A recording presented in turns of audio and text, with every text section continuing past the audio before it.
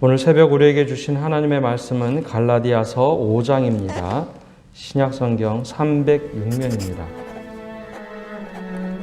그리스도께서 우리를 자유롭게 하려고 자유를 주셨으니 그러므로 굳건하게 서서 다시는 종의 멍에를 매지 말라. 보라, 나 바울은 너희에게 말하노니 너희가 만일 할례를 받으면 그리스도께서 너희에게 아무 유익이 없으리라. 내가 할례를 받는 각 사람에게 다시 증언하노니 그는 율법 전체를 행할 의무를 가진 자라. 율법 안에서 의롭다함을 얻으리 하는 너희는 그리스도에게서 끊어지고 은혜에서 떨어진 자로다. 우리가 성령으로 믿음을 따라 의의 소망을 기다리노니 그리스도 예수 안에서는 할례나 무할례나 효력이 없으되 사랑으로서 역사하는 믿음뿐이니라. 너희가 다름질을 잘하더니 누가 너희를 막아 진리를 순종하지 못하게 하더냐. 그 권면은 너희를 부르신 이에게서 난 것이 아니니라. 적은 누룩이 온 덩이에 퍼지느니라. 나는 너희가 아무 다른 마음을 품지 아니할 줄을 주 안에서 확신하노라. 그러나 너희를 요동하게 하는 자는 누구든지 심판을 받으리라. 형제들아, 내가 지금까지 할례를 전한다면 어찌하여 지금까지 박해를 받으리요? 그리하였으면 십자가의 걸림돌이 제거되었으리니 너희를 어지럽게 하는 자들은 스스로 베어버리기를 원하노라. 형제들아, 너희가 자유를 위하여 부르심을 입었으나 그러나 그 자유로 육체의 기회를 삼지 말고 오직 사랑으로 서로 종로를 타라. 온 율법은 내 이웃 사랑하기를 내 자신같이 하라 하신 한 말씀에서 이루어졌나니 만일 서로 물고 먹으면 피차 멸망할까 조심하라. 내가 이르노니 너희는 성령을 따라 행하라. 그리하면 육체 욕심을 이루지 아니하리라. 육체의 소욕은 성령을 거스르고 성령은 육체를 거스르나니 이 둘이 서로 대적하므로 너희가 원하는 것을 하지 못하게 하려 함이니라. 너희가 만일 성령의 인도하신 바가 되면 율법 아래 있지 아니하리라. 육체의 일은 분명하니 곧 음행과 더러운 것과 호색과 우상 숭배와 주술과 원수 맺는 것과 분쟁과 시기와 분냄과 당 짓는 것과 분열함과 이당과 투기와 술 취함과 방탕함과 또 그와 같은 것들이라. 전에 너희에게 경계한 것 같이 경계하노니 이런 일을 하는 자들은 하나님의 나라를 유업으로 받지 못할 것이요 오직 성령의 열매는 사랑과 희락과 화평과 오래 참음과 자비와 양선과 충성과 온유와 절제니 이 같은 것을 금지할 법이 없느니라. 그리스도 예수의 사람들은 육체와 함께 그 정욕과 탐심을 십자가에 못 박았느니라. 만일 우리가 성령으로 살면 또한 성령으로 행할지니 헛된 영광을 구하여 서로 노엽게 하거나 서로 투기하지 말지니라. 오늘도 주님의 은혜 가운데 거하시는 복된 한날 되시기를 바랍니다. 믿음 생활한다는 것, 우리가 하나님을 믿고 예수 그리스도를 믿고 신앙생활 한다는 것은 하나님의 은혜 아래서 자유를 경험하는 삶입니다. 그런데 이상하게도 신앙생활하며 자유라는 단어보다는 하나님이 나를 통치하신다, 자유를 주시기보다는 억압하신다라고 느끼며 신앙생활하는 분들이 의외로 많습니다. 그래서 그런지 신앙생활 하다 보면 이거 하면 안 돼, 저거 하면 안 돼, 못한다라는 표현들을 정말 많이 쓰며 살아갑니다. 한번 곰곰이 생각해 보십시오. 하나님 안에서 자유함을 만끽하며 누리며 사십니까? 아니면 율법 아래 거하며 살아가는 느낌이 더 강하십니까? 자유함을 얻는 게 더 강합니다. 예, 자유함을 얻으며 살아가야 됩니다. 예수님께서 제자들에게 한번 이야기를 하신 적 있죠. 진리가 너희를 자유케 하리라. 너희가 진리를 알지니 진리가 너희를 자유케 하리라. 그것이 당시 유대인들이 가지고 있는 통념을 뒤집어 엎었던 이야기입니다. 유대인들은 율법을 지켜 구원을 얻는다고 생각을 했기 때문에 믿음 생활하는 것이 늘 어려웠습니다. 이것 지켜야 되고 저거 하지 말아야 되고 그것을 지켜 행했는데 예수님께서 진리로 이 땅에 오시면서 내가 곧 길이요 진리요 생명이니 나로 말미암지 않고는 아버지께로 올 자가 없느니라 그 말씀을 하시면서 믿음에 대해서 얘기하면 진리가 너희를 자유케 하리라. 진리 안에 있으면 이 율법이 우리를 억제고 억압하는 것이 아니라 그 진리 안에서 자유를 맛본다라고 말씀하셨죠. 바울도 그와 동일하게 이야기합니다. 우리가 율법 아래 율법의 종으로 노예로 살아가는 것이 아니라 하나님께서 주신 그 진리를 통해서 자유함을 맛보며 살아가는 것, 이것이 믿음이라고 합니다. 그래서 사도 바울이 앞부분에는 사람들의 믿음에 왜곡이 생기다 보니 교리에 대해서 1장에서 4장까지 이야기하고 5장, 6장은 그러면 어떻게 믿음으로 살아갈 것인가 그 이야기를 구체적으로 하고 있습니다. 그 첫 번째 이야기가 할례에 대한 이야기입니다. 앞에서 그렇게 할례를 많이 얘기했음에도 불구하고 삶에서 이 당시에 제일 큰 이슈는 할례였습니다. 만약에 사람들이 할례를 받아야 된다라고 하면 이게 어떤 의미인가 하면 율법으로 다시 돌아가는 겁니다. 몸에 인침이 있어야 구원을 받는다라고 생각돼서 할례를 받기 시작하면 이제 믿음의 개념이 바뀌는 겁니다. 그것 안 하면 구원 못 받아. 그러면 할례를 받느냐 안 받느냐 이것이 중요한 것이 아니었음에도 불구하고 할례를 받는다라고 결정하는 순간 우리는 다시 율법 아래로 들어가는 겁니다. 그러면 예수 그리스도의 십자가가 아무런 의미가 없어요. 그래서 사도 바울은 할례를 받지 말아라라고 하면서 할례가 중요하고 받고 안 받고가 중요한 것이 아니다라고 분명하게 이야기합니다.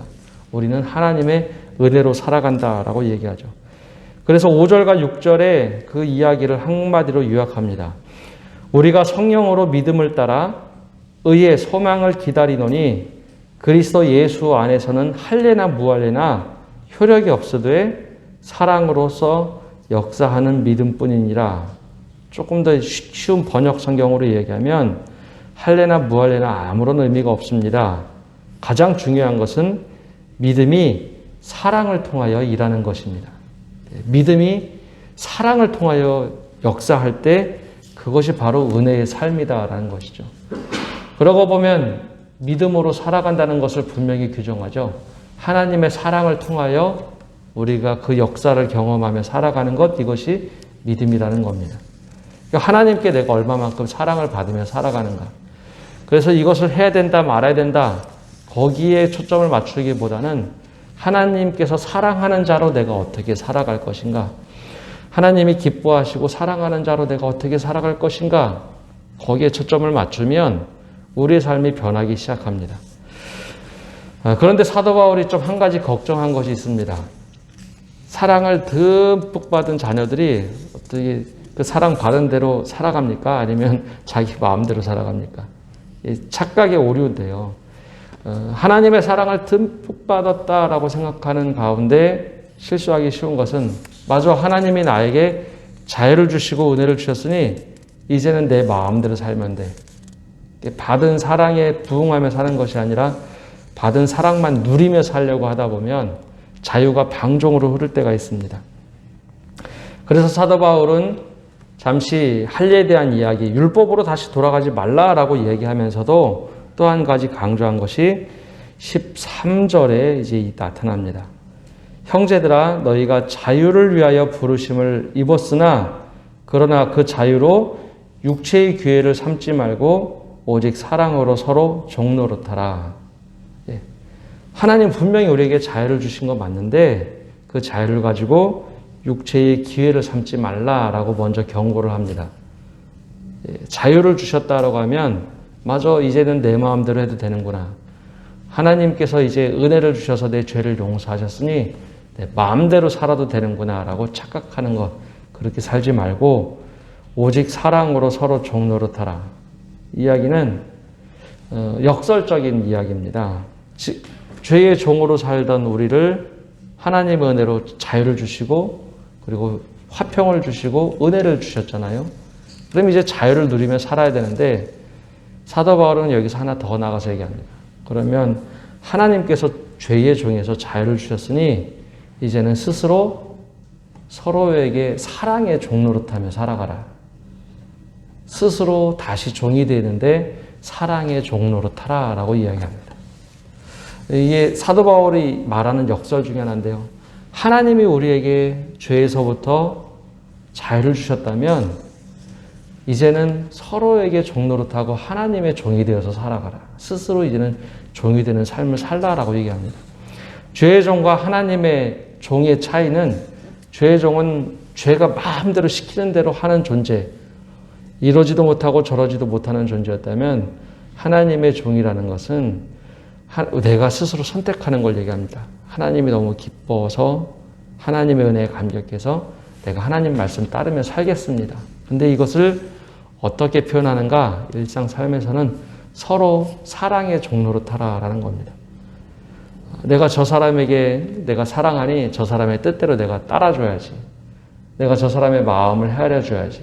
그래서 서로에게 사랑의 종로로 타라라고 이야기합니다.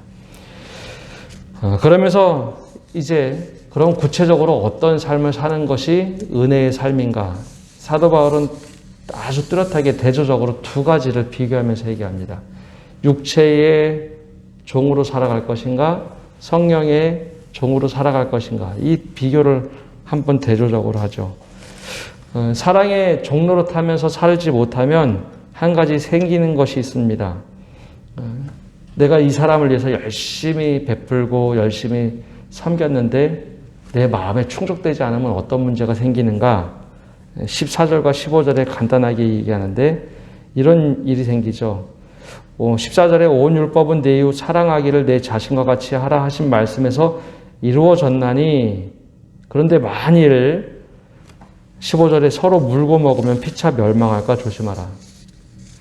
나 혼자만 사람들에게 종노릇하면 사랑의 종노릇했을 때 사람들이 기대에 차지 못하면 거기에 대해서 15절과 같은 일이 생깁니다. 서로 물고 먹으면 피차 멸망할까 조심하라. 내 기대치에 나 혼자만 하는 것이 아니라 서로 사랑의 종노릇 하지 않으면 이런 일이 생깁니다. 서로 물고 먹고 피차 멸망할까 조심하라. 내 기대치에 따르지 못하면 서로 비난하기 시작하죠. 그래서 서로 상호간의 종로를 타라라고 얘기합니다. 그건 육체의 문제와 성령의 사람은 어떤 사람을 이야기할까요? 매일매일 삶 속에서 우리는 너무 쉽게 육체의 모습에 따라 사는 경우가 있습니다. 그 분명하게 사도 바울이 이야기하는 것이 있는데요. 19절에서 21절까지 육체에 사로잡혀 서로 물고 먹으며 피차 멸망하는 일을 구체적으로 설명합니다. 육체의 일은 분명하니 음행, 더러운 것과 호색과 우상 숭배와 주술과 원수 맺는 것과 분쟁과 시기와 분냄과 당지는 것과 분열함과 이단과 투기, 술 취함, 방탕함 또 그와 같은 것들이라. 전에 너희에게 경계한 것 같이 경계하노니 이런 일을 하는 자들은 하나님의 나라를 유업으로 받지 못할 것이요. 근데 왜 이 이야기를 했을까 하는 겁니다. 갈라디아 지역에 이 이야기를 한 이유는 원래 사람들이 이것을 죄라고 느끼지 못하고 살아갔습니다. 원래 그렇게 살아갔던 사람들이에요. 근데 예수님을 믿으면서 은혜와 자유라는 것을 맛보았습니다. 아, 내가 이제 죄에서 구원을 받았구나. 그런데 어느 날 보니 과거로 다시 돌아간 겁니다. 하나님께서 나에게 자유를 주셨으니, 은혜를 주셨으니 이제 또 예전과 같이 안 살아도 돼. 그것을 벗어난 것이 아니라 예전의 습성대로 다시 돌아간 겁니다. 그러면서 말하기를 나 하나님께서 자유를 주셨어. 구원해 주셨으니까 괜찮아. 라고 과거로 돌아간 겁니다.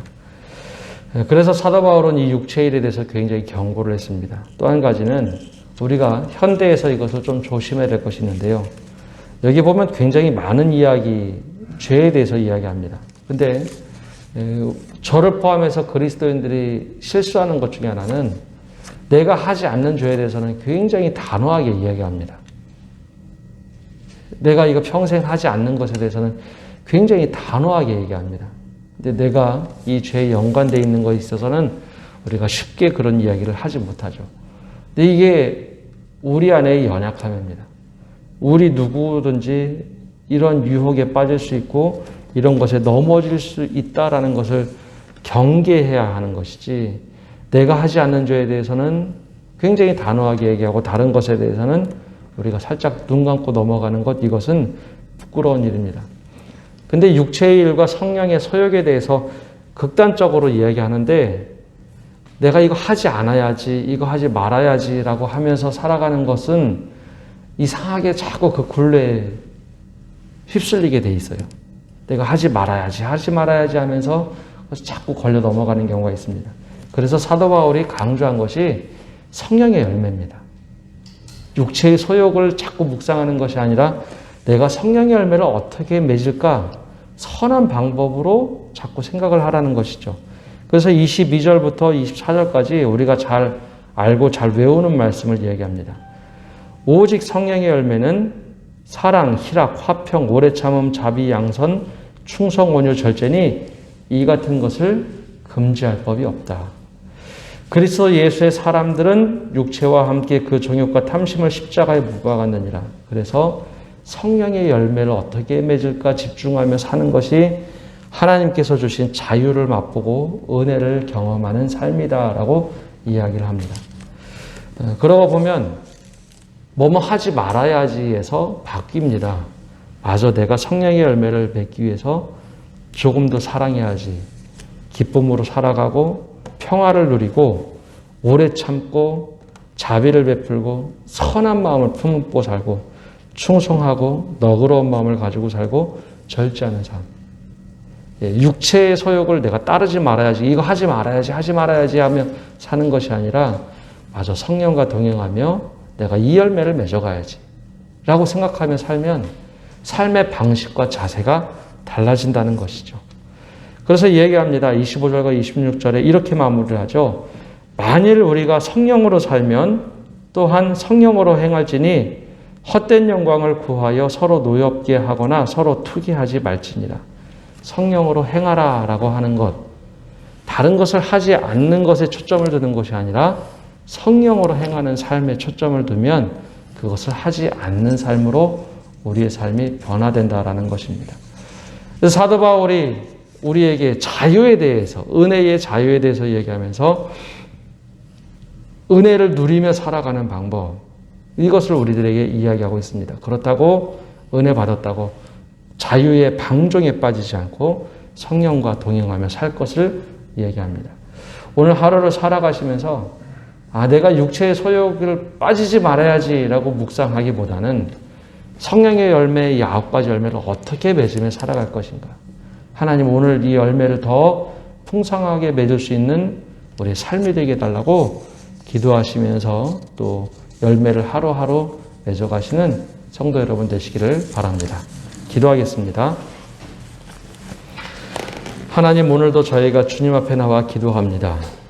우리에게 주신 은혜와 자유가 참 많이 있는데 우리가 마음껏 누리지 못하며 살아갈 때가 있습니다. 주님, 우리에게 이 자유를 누릴 수 있는 은혜를 허락하여 주옵소서.